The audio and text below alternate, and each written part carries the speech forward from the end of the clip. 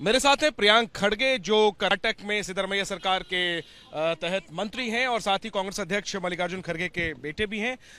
RSS पर ban लगाने की आपने मांग की है, आपने आरएसएस पर बैन लगाने की बात कही है क्योंकि इस पर प्रतिक्रिया आ रही है, आलोचना की है विश्व हिंदू परिषद ने आपके बयान की। नहीं, मैंने तो सिर्फ यही कहा है कि जो भी संगठन हो वो रिलीजियस हो, सोशल हो या पॉलिटिकल हो, जो भी कर्नाटक में आतंक फैलाएगा, जो भी असंवैधानिक तौर पे हमारी जो शांति को भंग करेगा, उसको हम कानूनी तौर पे हम डील करेंगे।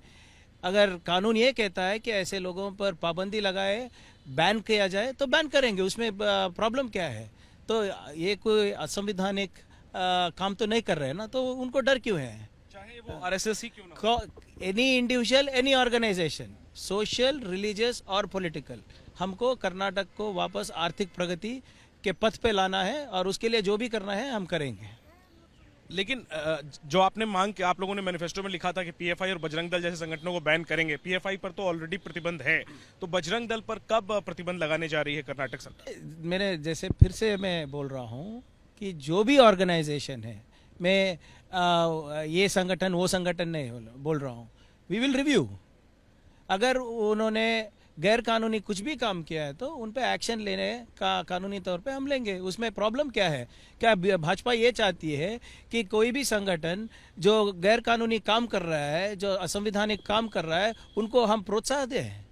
आप आरएसएस के काम को भी रिव्यू करेंगे?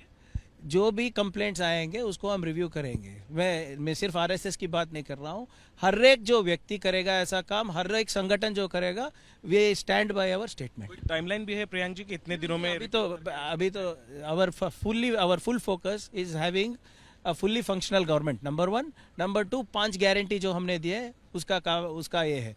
ये आरएसएस, पीएफआई वो सब बाद में है। एक आखिरी बात, क्या आप लोग हिजाब पर जो रोक है उसको भी हटाने कानून लाने जा रहे हैं? All executive orders and government orders of the previous government, जिससे हमारी तरक्की को नुकसान पहुंचता है, उसको हम रिव्यू करेंगे। Can you name them? कौन कौन? एंटी काउ स्लॉटर बिल है, एंटी कन्वर्जन बिल है, हिजाब बिल है, ऐसे 10-12 बिल है। जो भी कानून उन्होंने लाया है जिससे हमारी तरक्की नहीं होगी, जिससे हमारे युवाओं को नौकरी नहीं मिलेगी, जिससे कर्नाटक के आर्थिक परिस्थिति में सुधार नहीं आएगा, वो सब हम रिव्यू करेंगे। आपको लगता नहीं है गौ हत्या पर रोक के खिलाफ के खिलाफ कानून है, रोक पर जो कानून है उसको आप वापस लेंगे तो इससे विवाद हो सकता है और आपकी पार्टी को मुसीबत हो सकती है? जो हिंदी मुसीबत क्यों होती है? क्योंकि उस भाजपा की सरकार जब कर्नाटक में थी तो फाइनेंस डिपार्टमेंट ने ही बोला है कि ये कानून आप लागू मत कीजिए, क्योंकि इससे सालाना 5,000 करोड़ नुकसान होगा। लेदर इंडस्ट्री को भी नुकसान होगा, किसान को भी नुकसान होगा और कर्नाटक को भी नुकसान होगा। तो जब फाइनेंस डिपार्टमेंट का ये राय है तो उस राय को छोड़कर उन्होंने किया क्यों है? ये सिर्फ कुछ लोगों को दबाने के लिए। इतने कानून है सर, लगभग मेरे हिसाब से 8 से 10 तो है ही। और कब तक ये आप करने वाले हैं? अभी तो हमारी सरकार सिर्फ 7 दिन हुए आए, थोड़ा वक्त दीजिए, कर लेंगे। तो प्रियांक खड़गे, बहुत बड़ा बयान। एक तो ये कह रहे हैं कि जो भी सामाजिक, राजनीतिक या धार्मिक संगठन है जिनसे कि सामाजिक सद्भाव बिगड़ता है, उन सब के काम को रिव्यू किया जाएगा और उन पर प्रतिबंध लगाने की जरूरत होगी तो भी लगाया जाएगा।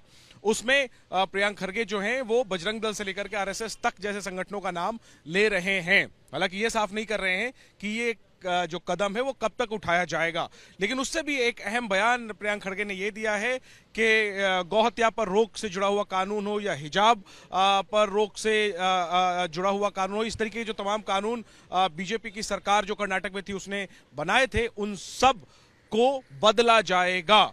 जाहिर सी बात है प्रियांक खड़गे के इस बयान को लेकर के किस तरह की प्रतिक्रियाएं आती हैं ये देखना होगा, लेकिन प्रियांक की ये दलील है कि ऐसे कानून जो राज्य की प्रगति में बाधक हैं उन सबको बदला जाएगा। कैमरा पर्सन मनोज त्रिपाठी के साथ जैनेंद्र, एबीपी न्यूज, दिल्ली।